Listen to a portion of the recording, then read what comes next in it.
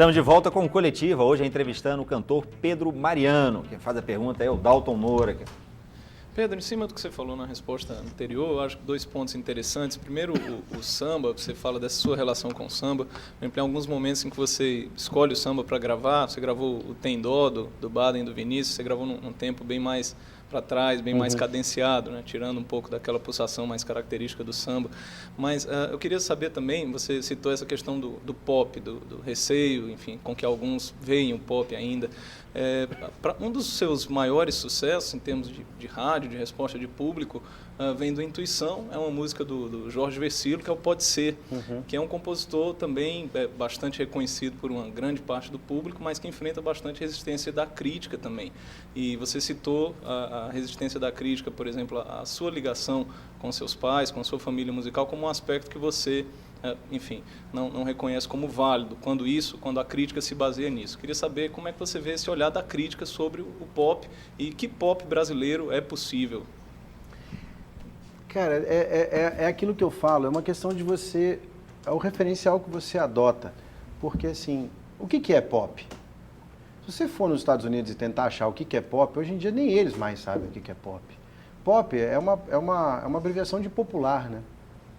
Então assim, a música popular brasileira, ela é pop. Eu não gosto de MPB, eu não gosto do nome MPB. Para mim me lembra MPB, MDB e Arena. Isso para mim tem uma conotação extremamente pesada, eu não curto. Eu acho assim, você acaba falando MPB porque é a linguagem que as pessoas entendem, né? Mas para mim, assim, é música, é popular e é brasileira, a gente já está fazendo. Então o samba é MPB, o choro é MPB, o sertanejo hoje é MPB, o axé music passou a ser MPB, o forró passou a ser MPB. Isso é uma coisa que a gente fica correndo contra, entendeu? Agora, você tem coisas boas, você tem coisas ruins, como em qualquer mercado. Você vai ter coisas bem feitas e coisas mal feitas em qualquer mercado. Então, assim, da mesma forma que existe a MPB, que todo mundo venera, eu vou dizer para você, de cada 10 artistas de MPB que hoje são venerados pela crítica, eu não suporto 8. Quais, por exemplo? Eticamente eu não falaria. Eticamente eu não falaria, até porque eles podem achar a mesma coisa de mim, é um direito deles, entendeu? Mas eu acho assim,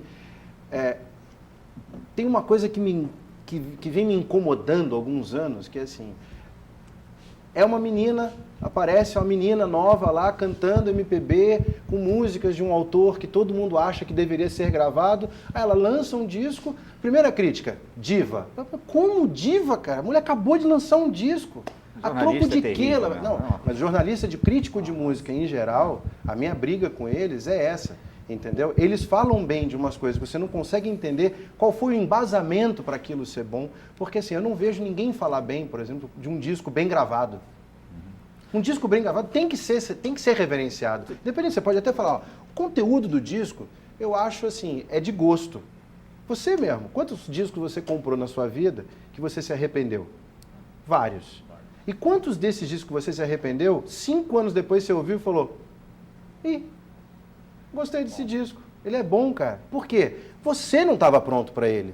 Não bateu o santo, cara. Música que nem vinho, bicho. Tudo bem, você vai gostar de um, eu vou gostar de outro. Você falou que 8 não prestam, então 2 prestam. Diga aí dois artistas novos aí que você acha bons. Eu, de todas essas cantoras que apareceram nos últimos 10 anos, assim, a que eu paro, assisto e falo, pô, tá aí uma coisa que é autêntica, ela está conectada com a obra dela, digamos assim. Por exemplo, a Roberta Sá.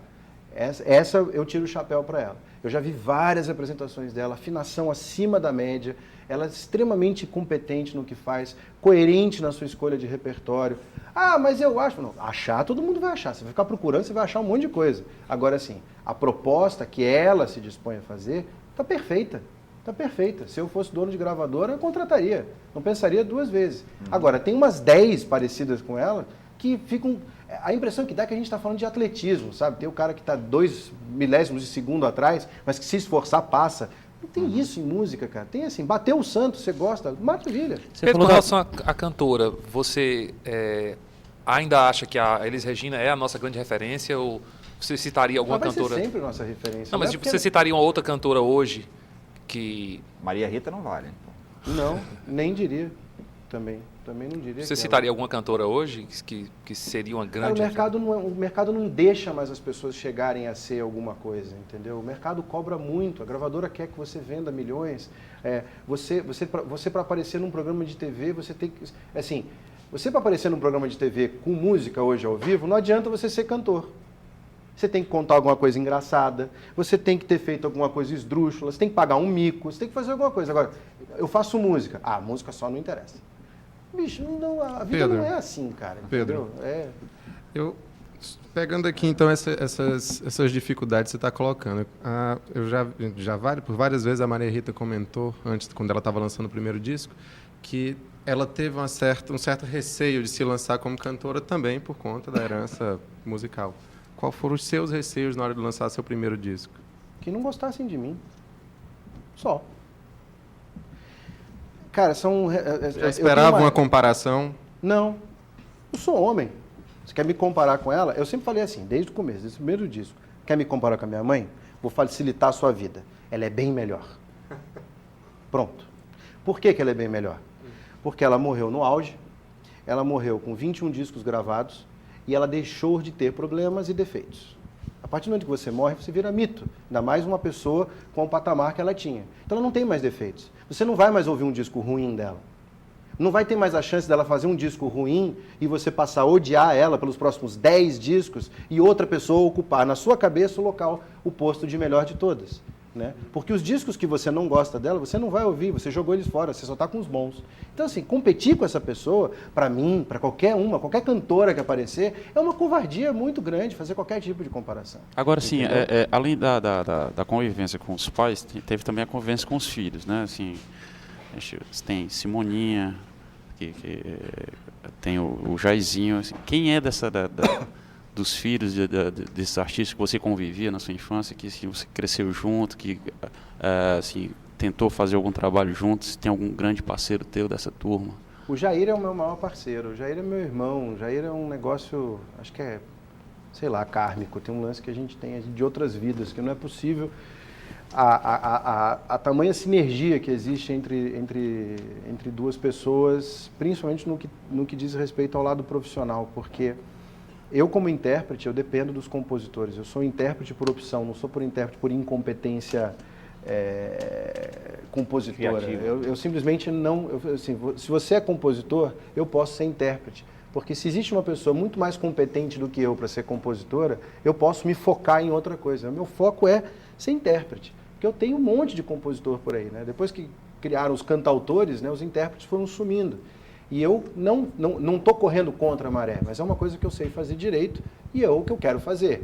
E o Jair é um compositor que raro, primeiro pela sua compulsividade em compor. Ele não é aquele cara que para lançar um disco compõe 10 músicas por ano, como a maioria que eu conheço. Aí você vai ligar pro cara pedir música, ele fala, pô, ouve lá no meu disco. Se fosse para ouvir teu disco, eu não estava te ligando, né, meu querido? Né? Para começar.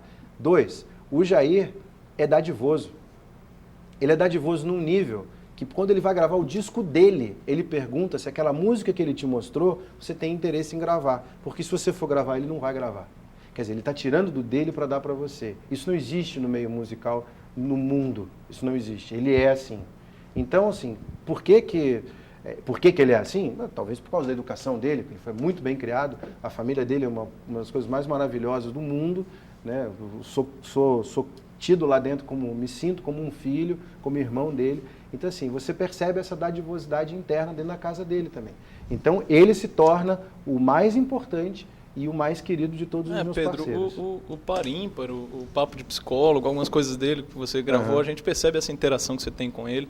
Agora, uma das características também mais marcantes da Elis como intérprete era esse extremo discernimento para escolher compositores, ao mesmo tempo dar espaço para novos nomes. Sim, sem Por dúvida. exemplo, os compositores cearenses, né? O Belchior, o Fagner, foram gravados pela Elis, tiveram, enfim, músicas destacadas por ela. Hoje, você acha que consegue, nesse tempo de internet, de MP3, enfim, de mais comunicação, você consegue ter acesso, por exemplo, à produção de compositores novos, compositores daqui, por Mais exemplo, difícil. você conhece alguma coisa? Mais difícil. É mais difícil porque, assim, essa velocidade da internet, ela é benéfica por algumas coisas e é danosa em outras coisas também, porque você queima etapas, né? Por exemplo, uma música vou citar um exemplo seu, Belchior, por exemplo, gravado pela minha mãe. Se você ouvir o que era o Como Nossos Pais e como ficou o Como Nossos Pais, você ia ficar bem espantado. Não existe uma coisa de era ruim e ficou bom. A transformação que aquela música sofreu para entrar no repertório da Elis, essas transformações sugeridas por ela e pelo arranjador dela, que era o meu pai, para se transformar naquela música que ela queria cantar, essa transformação só existe quando você tem um compositor e um intérprete. Porque o intérprete vai interpretar aquele texto do jeito dele, entendeu? Então o que acontece hoje? Hoje em dia, ninguém está mais querendo ficar dando música para ninguém. Se eu posso ganhar dinheiro com a minha música, por que eu vou ficar dando ela para você? Entendeu? Então nós, intérpretes, quase eu, intérprete, porque tem tão poucos, né, que dá quase falando só na primeira pessoa do singular, né? Você fica sem pai nem mãe, né, às vezes. Então o fato de eu ter essa relação com grandes compositores próxima me facilita um pouco o trabalho. E essa renovação se torna difícil. Eu recentemente tive lá em São Paulo, fui sair na noite, uma coisa rara que eu faço, saí à noite com o meu guitarrista, e a gente foi assistir a um show que ele falou, você vai assistir uma galera que você vai gostar. Eu falei, beleza, fui lá. Uma turma que chama Cinco a Seco. E eu fui assistir, tem lá o Pedro Viáfora, que é filho do Celso Viáfora, tem o Pedro Altério, tem o Danny Black, filho da TT Espíndola, tem o Tobran de Leone e tem o Vini Calderoni. Então são 5 amigos que resolveram se juntar para fazer um som autoral. Só tem música deles, parcerias, todos, muito legal. Eu saí de lá com 4 músicas no bolso. Só de ouvir, eu falei, tem 4 aqui, entendeu? Uma delas eu já estou tocando no meu show, que é uma do Tobran de Leone, e tem uma outra que eu já comecei a experimentar, que é do Danny Black. Agora, eu precisei, olha o que eu precisei fazer, sair de casa, ir a um show, tudo, porque não está fácil para todo mundo, e porque também eles são dadivosos. Por que eles são dadivosos? Porque eles estão no começo da carreira. Mas isso não acontece quando você vai a cidades como Fortaleza, os compositores não te procuram. Procuram, mas é engraçado porque isso não é um desestímulo, não estou desestimulando eles a me procurarem, mas é muito raro você receber um CD hoje, o cara assim, pô, tô aqui, ó, 10 músicas que eu compus. É muito raro você pegar essas 10 músicas, ouvir e arrancar algum material que realmente seja útil futuramente. Primeiro porque ele já vem hiperproduzido.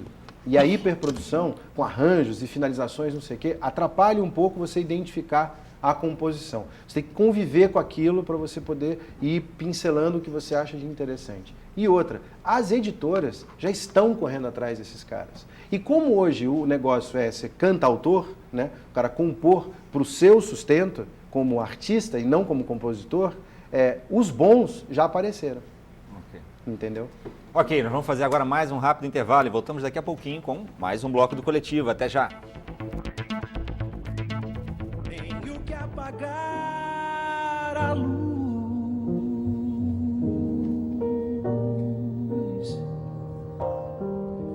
tenho que calar a voz,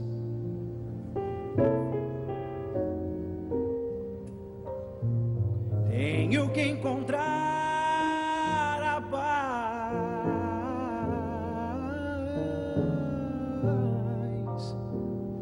tenho que folgar os nós dos sapatos da gravata.